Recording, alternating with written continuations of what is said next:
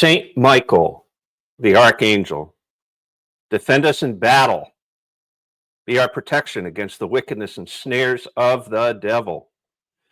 May God rebuke him, we humbly pray, and do thou, O Prince of the heavenly host, by the power of God, cast into hell Satan and all the evil spirits who prowl about the world seeking the ruin of souls.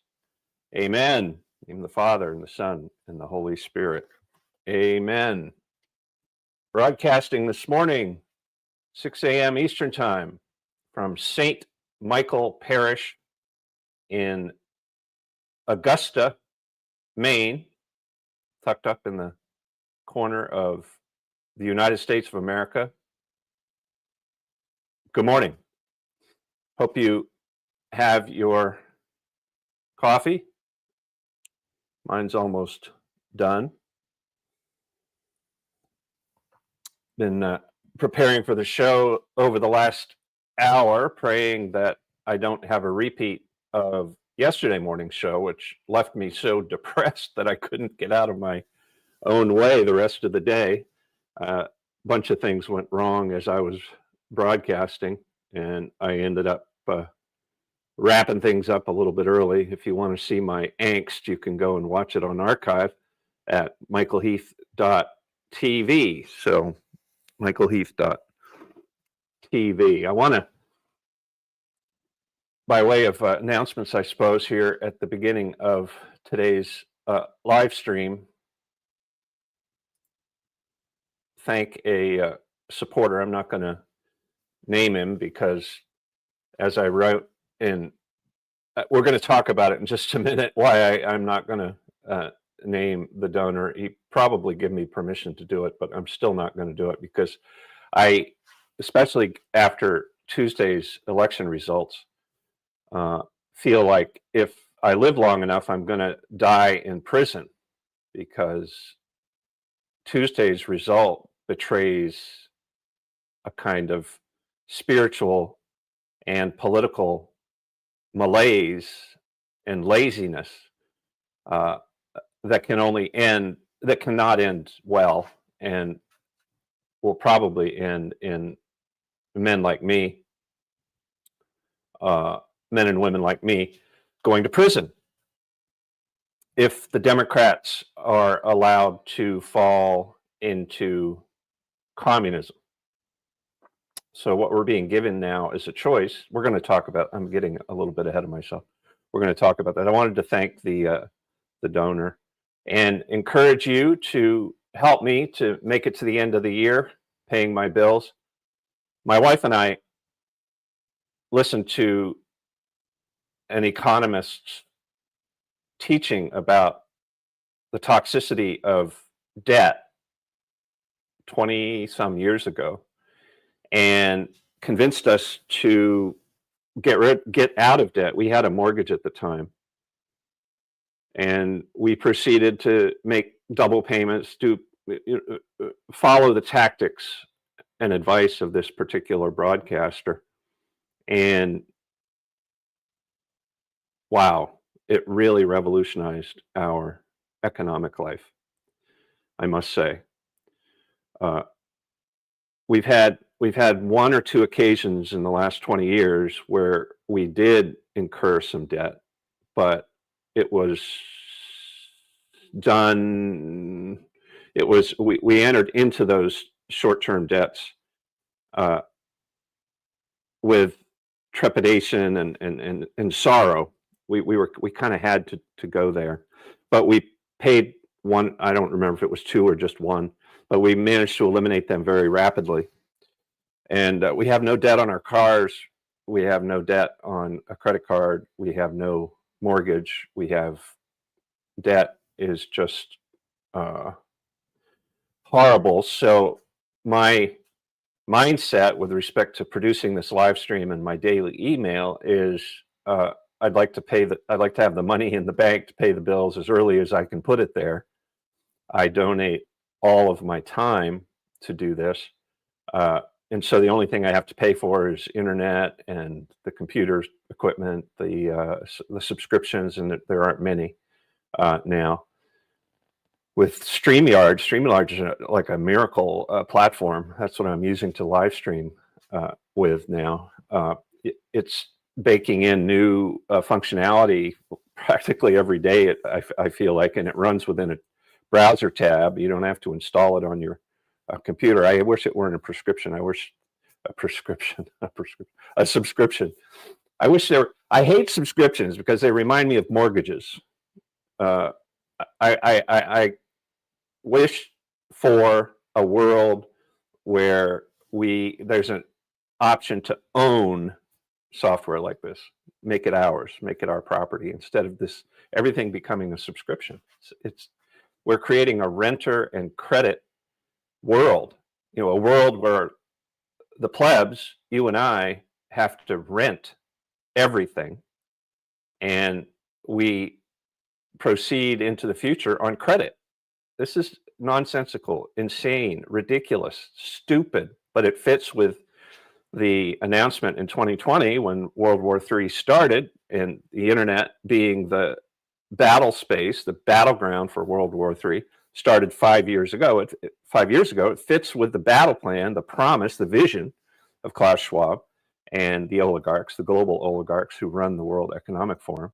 It fits with their announced agenda and plan by 2030 to have us living in 15-minute cities, not owning any property, and being happy as renters, forced into a credit system whenever anything with respect to the future becomes problematic. So this world that they envision is demonic.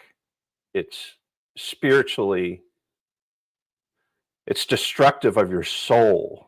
It's killing you. Don't hear these promises from these forces that are at the top of the world's power structure and take comfort. Try to find comfort in them. There is no comfort there. This simply must be defeated. And I'm not gloom and doom at all, never have been. I never, even as an evangelical Christian, dove deep into the gloom and doom future eschatology thing of that particular Western Christian tradition. And just like I get a little bit nervous about the gloomy, dark predictions from within the Roman Catholic tradition about the immediate future. I prefer to, okay, maybe there's going to be 3 days of darkness. I don't know. I don't know the future. Maybe the United States has no place in future history, and it needs to be obliterated in order to fulfill biblical prophecy. I don't know. Maybe, maybe not. But at this point in time, the United States of America exists. God tells me to love my home and to love my country. That's called patriotism. And it's a godly value. It's a Christian value. And so I work every day through politics to avoid war, to keep us from going to war with one another, to moving into full-on civil war with other Americans. But man, are we ever getting close? So in order to affirm and bolster what I'm saying and illustrate it, not with something that lacks any hope, but with something that's very hopeful, actually, I want to watch through this video that was released yesterday by a Bitcoin interested creator called Swan Bitcoin. I think I'm not a money guy, but like an ETF or something, electronic transfer. They're like a Wall Street interested firm type thing. I don't care about Bitcoin as an asset. I care about it as a currency. I think about it all the time as money, as a currency. So that's how I'm trying to wrap my mind around this issue of cryptocurrency and specifically Bitcoin. So anyway, this was one of the best Bitcoin pointing or Bitcoin based short podcasts I've seen in recent times, and it was just released yesterday. It was reflecting on the results here in America. Shane's back. All right, show us. So see what I'm showing here on the screen. This is how StreamYard works. If you're on, I'm assuming looks like he's on X. See, it has the little X symbol there. So if you're on X watching this, you can comment below the video if you can figure out how to do that, and I'll see it and I can show it up on the screen. So if you have a question or want to make a comment, want to disagree with me, want to troll me, whatever you want to say, I might put it up on the screen if you're on X. And I think I also see YouTube. I think I also see YouTube comments because this is streaming on YouTube at the same time. It's also streaming at michaelheath.tv, and it's archived there. If you're interested in catching it later in the day, the best place to go is michaelheath.tv because there's no possibility of censorship or cancellation on that platform because I own it. Elon doesn't own it, and Google doesn't own it. So Shane, thanks for saying good morning. Good morning to you, and thanks for taking time to tune in. I really, really appreciate anybody that is willing to spend time with me online or anytime, because, and what I've learned since writing my series on entitled Faggots Are Maggots, which you can go and read at michaelheath.org if you want, is you sign up for becoming part of the socially ostracized, the person that nobody wants to identify with. And I get it. I mean, that it's so toxic, especially in the workplace, in the schools, anywhere in public now. We're not allowed to speak our minds on anything social, anything controversial. It's ridiculous. It's insane. It's not. There's nothing American about it at all. Nothing at all American. So anyway, enough about that. Let's see if we can pull this up and pray it works today, because yesterday it didn't work and it kind of panicked me because I had kind of put some time into. So let's see if it's going to work. A self-proclaimed socialist just became mayor of New York City, leaving half the country celebrating and the other half in a terrified rage. But beneath the noise, both sides are crying out about the same thing. The system is rigged, life's getting harder, and no one's playing fair. One side wants to tear it all down, and the other wants to take control and restore order. And caught in the middle is a generation searching for something real, something honest, in a world that's lost its balance. But what if the answer isn't found on the left or the right, but in the truth hidden beneath them both? And what if it's already here, quietly winning in the background? Welcome to No Second Best, the show where conviction meets... So the argument here that we're gonna watch together, which is a really important one, is that we're being presented with a classic dialectic, Hegelian dialectic, where there's a thesis and antithesis that leads to a synthesis. And this video is going to argue that the synthesis is emerging and it's rooted in economics. It's rooted in specifically Bitcoin. And I think it's a good point. It's an argument. That's what we wouldn't be watching this if I didn't think it was worth thinking about. But I'm not an either or only kind of a thinker. I'm both an either or and a both and kind of a thinker. And my view is that we're not dealing with a thesis, antithesis, synthesis kind of a thing. History's not circular. History's going somewhere. It's going somewhere. It's linear, and it has a beginning, and it has an end, and it's going somewhere. And the place that it's going to is a good place because God is in charge of time and history. We're not. Nothing we do, either good or bad, is going to change where God is going. And God is the only force in the universe capable of bringing good out of evil.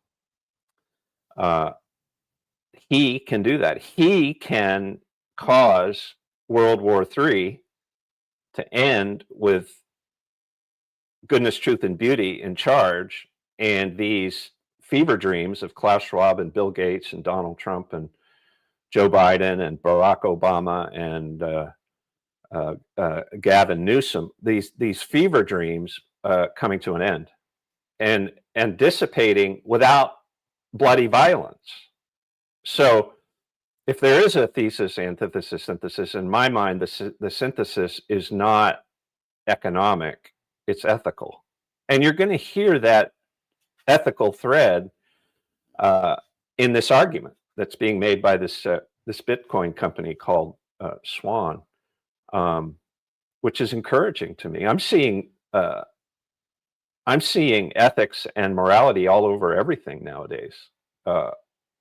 As I consider where we are and where we're going as humanity, I see a growing, passionate interest in morality, the moral law, ethics, goodness, virtue, truth, beauty, honesty, and I see it on all sides. I see it coming up from bubbling up from within. From within everything, not that there's sides. I see it bubbling up. I see it coming. I see it coming to the surface, especially among our younger Mainers, especially among our younger. If you go beyond Maine, I would love to connect with the Groypers here in Maine, with Nick's people here in Maine. I haven't managed to do it yet, but haven't managed to find any. None have reached out to me. So if you know any, please send them my way. That would be the loyalists, the young men who are loyal to Nick Fuentes. Of course, they might have a problem with me because in the last couple years, large chunk of them went to war with Dr. E. Michael Jones. And so I'm definitely on the side of Dr. E. Michael Jones if it comes down to having to choose between Nick and Mike Jones. But I don't think it does come down to having to choose between the two of them. Certainly, Dr. Jones is not serving up that sort of a dialectic. You know, his narrative of late has been very affirming of Nick, almost paternal. You know, he's old enough to be Nick's grandfather, and so it's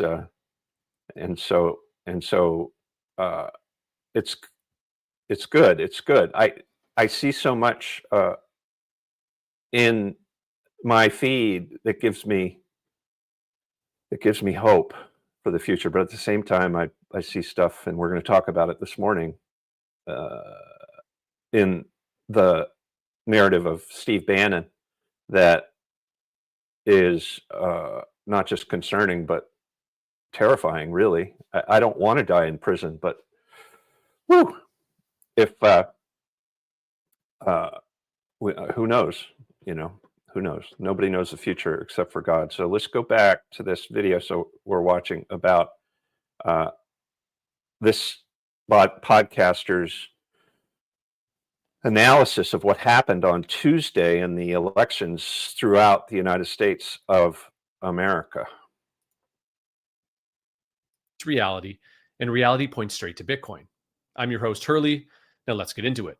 New York's new mayor, Zohran Mamdani, has become the latest symbol of America's divide. To his supporters, he's a modern-day reformer, a man standing up for fairness, affordability, and the forgotten working class. To his critics, he's a dangerous ideologue, a polished face for radical socialism that could bankrupt America's largest city. Both can't be true, but both point to something much deeper. Each side sees the world spinning out of control, and each blames the other for breaking it. The truth is, neither side caused the collapse. They're symptoms of the same disease, a system built on corrupted money that rewards the connected and punishes the rest. When wealth can be printed out of thin air, breaking the laws of nature, morality starts to fade. And the further... Boy, if that isn't true, huh? Boy, if that, and very well said. So the money in the West broke when the oligarchs took control by creating the Fed in 1913. And then the two world wars being funded by the same side, basically the central bankers, and benefiting the most from those wars. The 20th century just got worse and worse and worse based on the broken money, based on the fact that there really was no ethical money, not especially since the central bank movement was allowed to gain so much power. And they were allowed to gain so much power because Christianity, specifically the Roman Catholic Church, relaxed its denunciation of usury, of credit, of building an economy based on interest, on debt. And the Fed, of course, really took that idea to a whole new level within economics. And that led to the Great Depression, 1939, I think it was, which was a major contributor to World War II through the 30s, and to the rise of Hitler in Germany, the collapse of the German mark after World War I, the collapse of their economy, economics again, led to the rise in Germany of fascism under Hitler. And of course, we got World War II. And then out of World War II, we get the establishment of, or actually the continuation of the English Empire as America, the United States of America. And that's now over. We've come to the end of that order, which is based on or very much rooted in unethical money, immoral money, money that doesn't work unless it is fiat, number one, and unless it is based on credit and debt, all going forever into the future. This, I believe, is called, I'm not an economist, but I think this is kind of a hallmark of Keynesianism. John Maynard Keynes, English economist from the early to mid 20th century. So you economists out there can correct me if I'm wrong in the comments, but that whole economic experiment, which doesn't exist anywhere near ethics or morality, and is rooted entirely in greed, which is made worse by the fact that that greed is attached to the charging of interest on debt. It's based on credit. And this is not, these are not realities that can exist in harmony with currency, with sound money, with real money. So this is the point that this YouTuber is making about the future and about what happened on Tuesday in the election. So let's continue here. That rot spreads, the more extreme the reactions become. That's what Eric Kaysen warned about when he joined What Bitcoin Did. He described exactly where this dangerous path leads. And I'll drive people around me crazy by like constantly commenting on the societal ills that fiat has created. And you can just see that metastasizing effect across society.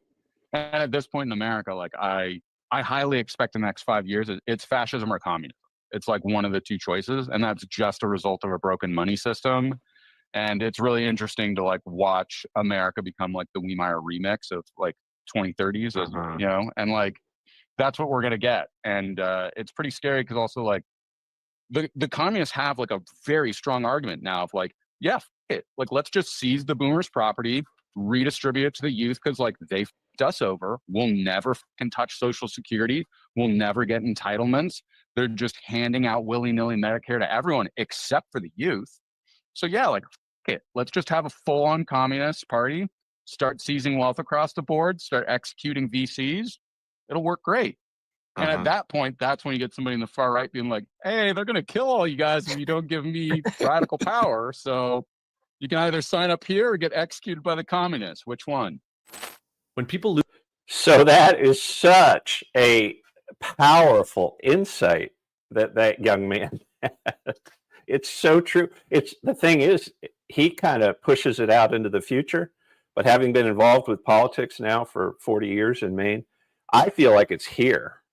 It's certainly here in terms of our emotions, our feelings.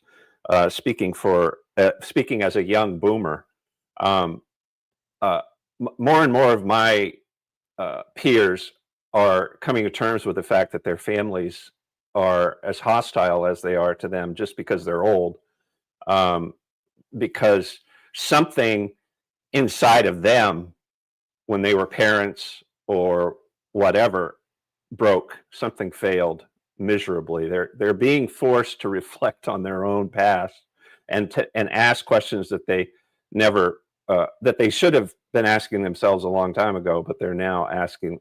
This is why I think that there's a chance, maybe it's an outside chance, but there's a chance that the Trump, the MAGA, that whole movement, which isn't quite fascist yet, but it certainly does look like it's headed there. Just like Newsom leading the Democrat Party is obviously slow walking that party into communism. He's best friends with Xi Jinping,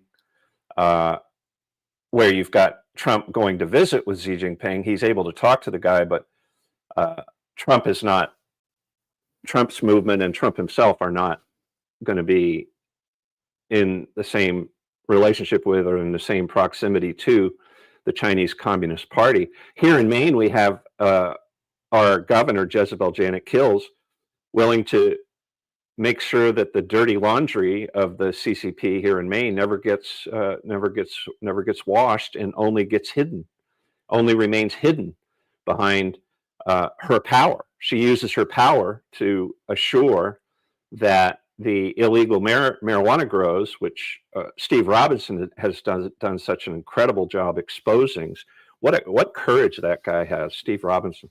Went on Tucker and has created a documentary.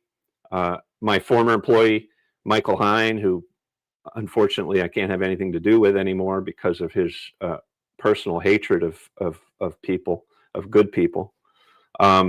But he's been part of Robinson's effort to expose he's done the same thing for Robinson that he did for me at the Christian Civic League.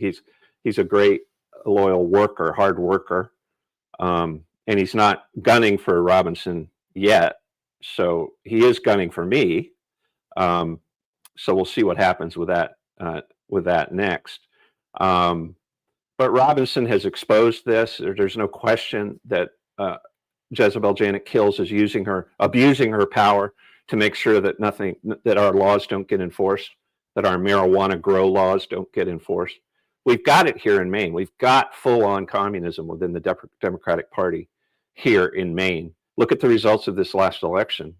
Some of the Bobby Charles is doing a good job of highlighting the elections in Bangor and exposing to the public's view, and also in Portland. Now, in Portland, you've got the communists sitting while the patriotic moment during the city council meeting is experienced, which is standing and facing the American flag and praying the Pledge of Allegiance. They're sitting, refusing to stand.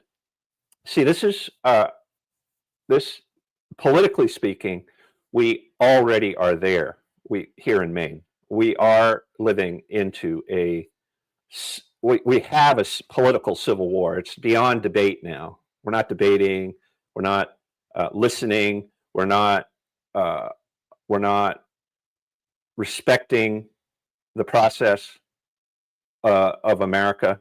We're not respecting the constitutional principles that make Maine our home and make it what we're used to. That's all changing, and it's all being confronted by both sides. And so I'm going to restart this YouTube and see if I can get back to the thread here. I'm off on another rant. So let's give this another start and see where he's going with this. Lose faith in fairness, they turn to force, either collective or authoritarian. And in that vacuum, politicians rise, promising safety, justice, or even revenge. But amid the chaos, there's another voice emerging, one that refuses both extremes. As American Hoddle puts it, maybe the only sane ones left are the so-called weirdos.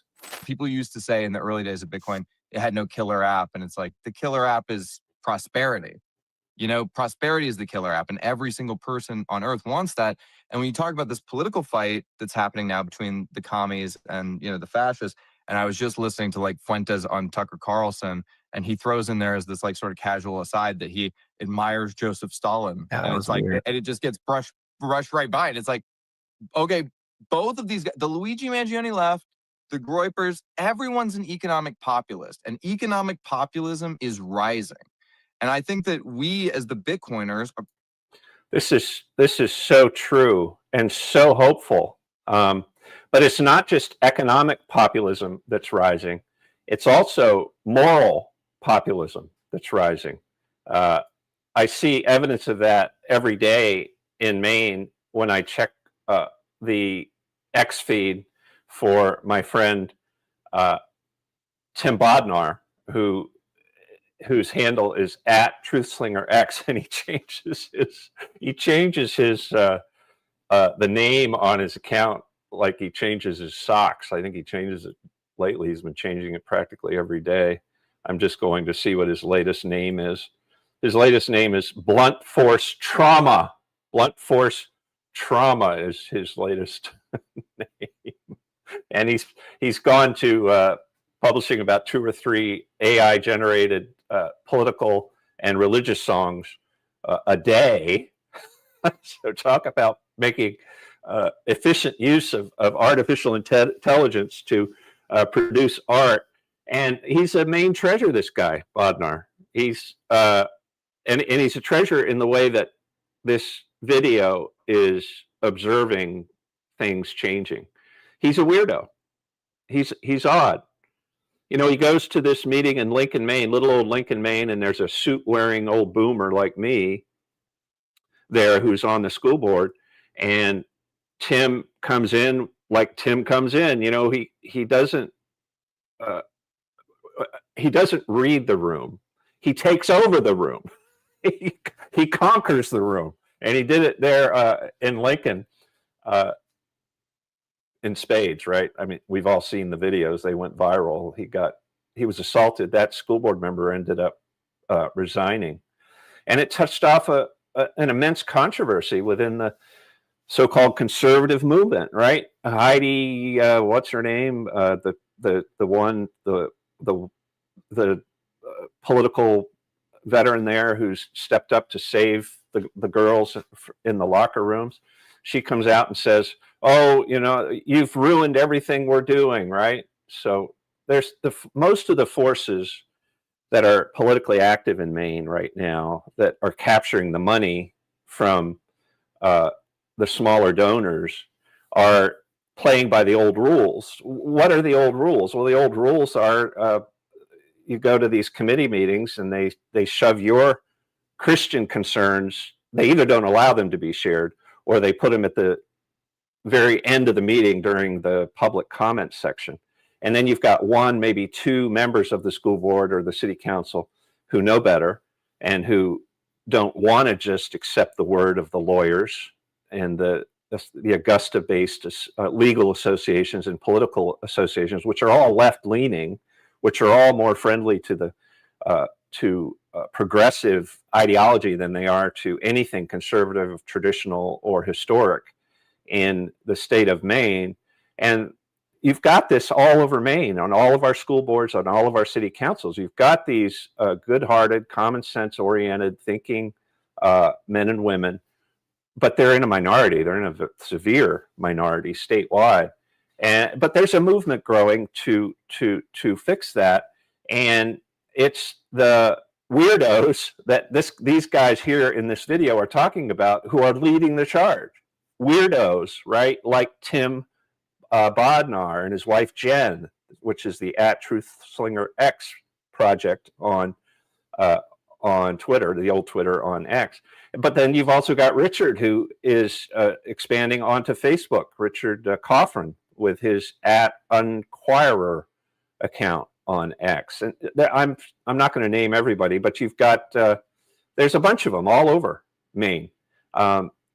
You've got Nick Blanchard, and these are three names that if you bring them up among right-leaning, tradition-minded, common sense-oriented Mainers who are paying any kind of attention to politics, they all know the name Corn Pop. They all know Richard. These guys have been very faithful, real hard-hitting ever since 2020 online, and they're attracting support. Richard, especially from younger men who are gamers, and he's now in a position where he's starting to provide some strategic and tactical advice that they're listening to. But what's lacking in all of this weirdo politics is money. That's what's lacking. All the big money is still going to the John Bush wing of the party. John Bush is trying to claim the gubernatorial mantle in the primary, in the governor's primary next year. And in my opinion, he has a good chance of winning because he puts on a good face. He talks really good. He's obviously the most comfortable man in the room. 8 men, isn't that interesting? 8 men standing for governor on the Republican side. I absolutely love it. I love you, women. I love you, ladies. I love you. I love your femininity. I hate your feministness. I hate feministness. I hate it, but I love the feminine. Don't we all love the feminine? And I love the masculine. I'm glad to see that there's 8 men vying, iron sharpening iron, right of center in Maine. This is so hopeful for our future here, that these guys are debating one another. And I've only watched half the debate so far, but the half that I watched encouraged me a lot. These guys are civil, respectful, smart. More than one of them is really smart on economics, mostly economics, taxes, that kind of thing. One of the older guys from coastal Maine has a background in accounting, tremendous, humble guy. I can't remember his name, but he'll have a place in the administration when the Republicans capture the executive. The Republicans are going to sweep everything next year in Maine. They are going to unseat this communist Democrat cabal. Collins is going to defeat Jezebel Janet Kills. The only race I'm a little worried about, but probably it'll go Republican, is the Paul LePage race. And the reason that will go Republican is not because of Paul LePage, it's because of the 2nd district. So Matt Dunlap, who is going to be a real challenge to him, and it appears he's going to be replacing Jared Golden as the candidate in the 2nd district. He's got deep and broad roots left of center, and he's one of the more sensible of the Democrats. But of course, the Democratic Party has lost the plot so bad now that I don't think even somebody like Matt, who's spent his entire life in the Democratic Party, is going to be able to defeat someone as weak and old school as Paul LePage, but mostly because it's the 2nd district that's going to give LePage the edge. It's not LePage. LePage isn't going to give it the edge. He's too old. He's not that smart. He has 8 years as governor, and he was better than the other guy, but he needs help. He needs a better set of advisors, for one thing. And the Republican Party, while I'm on it, needs to fire Jason Savage, or whatever his name is. I think it's Jason Savage. Whoever is the leader of that party at the moment needs to be fired, not given a chance to resign. He needs to be fired by the state committee. He needs to be fired, like yesterday, fired, because this guy is the one who spun up that stupid LePage primary that was a coronation instead of a debate. Thank God he's lost enough power so that we've now got a real debate for governor this year forming. This guy Savage is so money oriented and so weak morally and spiritually. You need to get him out of there, and you need to put in a good, solid, Bannon-ish, Trump-ish type leader to lead the party, to lead the Republican Party, and to put down all the stupid internecine pride-oriented contests that keep the party from rising above itself, and they keep it as the losing party because of all this womanishness inside the party. It can't move on from anything. It's just all gossipy women type crap inside the Republican Party. It's been that way my whole career, 40 years. It's got to stop like yesterday. So fire this guy and put in a man who's going to lead the party to victory next year, to victory, not to more money, to victory. Money's going to play a part, always does, and it should, but it needs to play a part as money, not as something, as a force that controls everything. Money needs to be put in its place, which is the whole point of this video that we're watching. And I just love this, seeing these young guys coming up with these powerful, deep, broad, moral, ethical, and political and economic insights. It's delightful. Like, which is weird because we're the people who are from the island of misfit toys. We're the weirdos. We are now occupying the sane, middle ground. We are the rational center and saying, hey guys, maybe it's not we need to kill all the immigrants, and maybe it's not we need to kill everybody with more than $1 million. Maybe it's we need a money that can't be corrupted. And oh, by the way, we're a broad, multi-diverse, multiracial, multi-ethnic, multi-religious coalition of young people who have all seen a better, brighter, oranger future, and join us, And that's crazy, but it gets less crazy every day. Less, the alternative, the mainstream political alternatives are so much crazier than what I just said. Magic internet money, join us. You know what I mean? A man in a stupid wizard hat. That's way more sane than what's going on the left or the right. So the fringe thinkers might actually be the new rational center, because in a world addicted to control, Bitcoin represents voluntary order, or rules without rulers. And the killer app isn't speculation, it's prosperity. Real, earned, honest prosperity that no bureaucrat can counterfeit and no regime can confiscate. Because this divide isn't just political, it's also spiritual. It's what happens when truth itself becomes negotiable, when entire generations grow up under a money system that lies. But many young people don't see it that way. They look at inflation, housing, and wages and assume the problem is capitalism. But as Natalie Brunell and Larry Lepard discussed on Coin Stories, what we've had for decades isn't actually capitalism. So I want to make a comment here about what makes Bitcoin unique. So Satoshi Nakamoto wrote a white paper, which is an explanation that a computer nerd writes to explain his vision or his kind of the philosophical level or the strategic level of what he's proposing and what he's creating. And he released that white paper 17 or 18 years ago.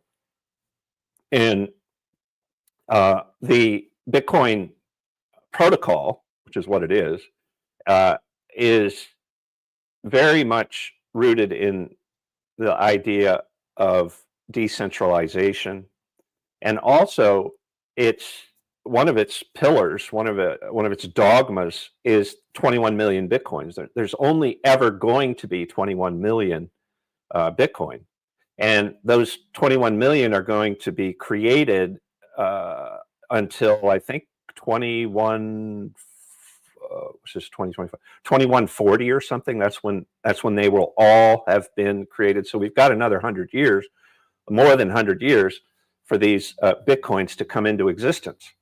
And there's never going to be more than 21 million, unlike fiat currency, unlike the system that we've created, which is based where the economy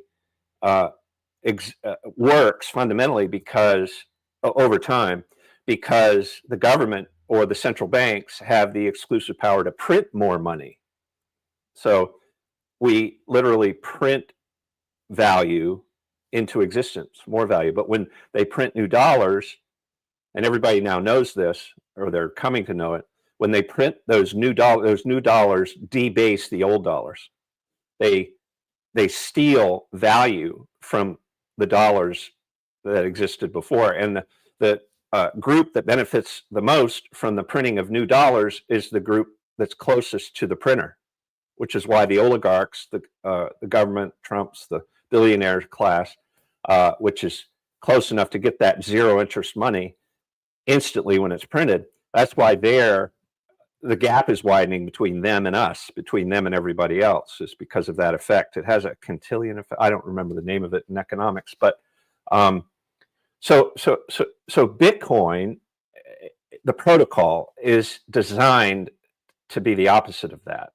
It's designed with a limited supply forever, and this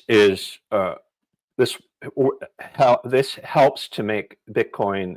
It can't be debased or inflated. Inflation is maybe the wrong word, not as helpful as debasement.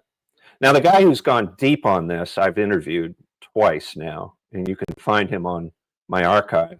His name is Neil Flesher. I need to go into my archive on michaelheath.tv, and I need to create some shorts, and I need to do a better job with the notes, and it's on my list of things to do.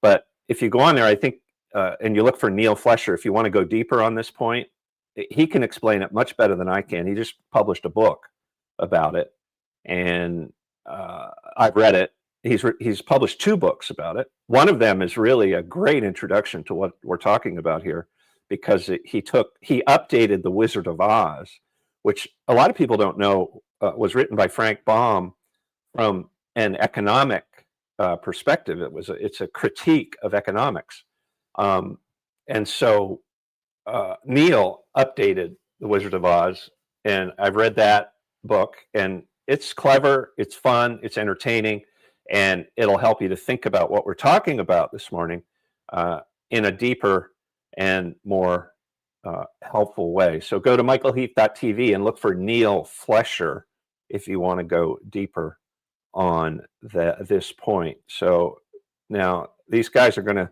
go on now to talk about capitalism, which is wonderful. I'm glad they're doing this, but I want to make a quick comment on prosperity. Right, within Christianity, there's been this ongoing for decades debate.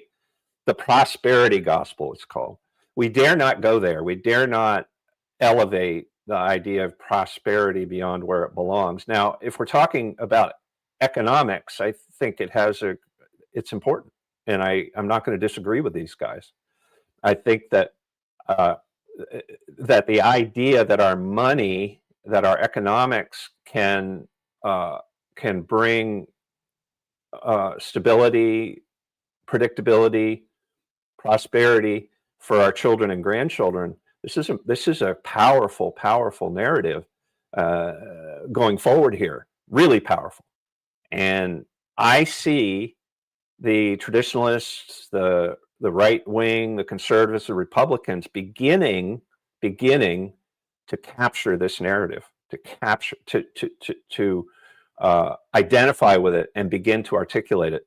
The boomer class of politicians, Trump and all the usual names, they're super clumsy on this point. They're practically useless and leading us into craziness, like with Trump and his whole crypto coin nonsense and all of the the bubbles and crazy speculation, greed that's extant and present and all over the cryptocurrency market, and the whole idea of cryptocurrencies. which is why I'm continuing in my deep dive that I started this spring, having read Neil Flesher's book. I'm continuing to focus like a laser beam, not on the coins, not on all these coins and tokens, but on Bitcoin, to really understand the protocol, to understand this idea that Nakamoto introduced, that uses the blockchain, that uses public-private key, it uses cryptography.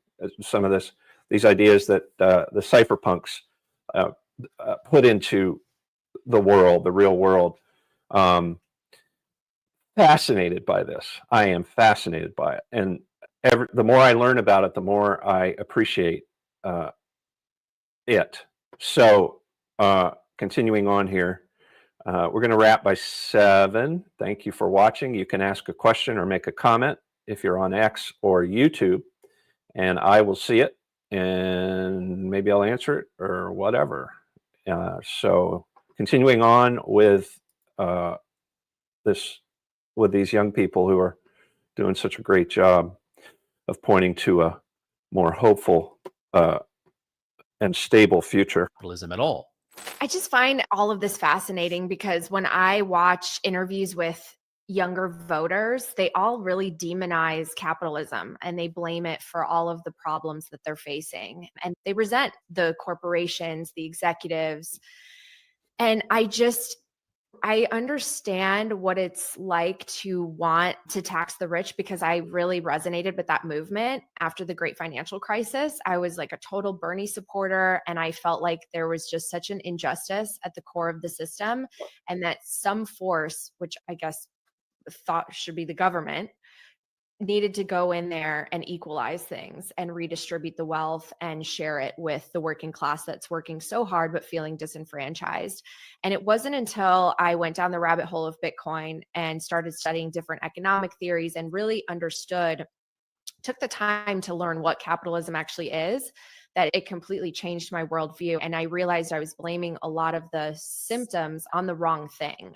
Natalie, your point is we haven't had capitalism. That's right. We think we've had capitalism. This is Right. crony capitalism that benefits a certain set of people. Right? You know, for people listening who might resonate with some of these promises being made, not just we're seeing it obviously in New York City, but I think we're going to see it in many places. It's going to be maybe the platform of one of the major political parties. Sure. So what do people have wrong? Why should they not look at capitalism as something that inherently just creates all of this wealth inequality due to greed?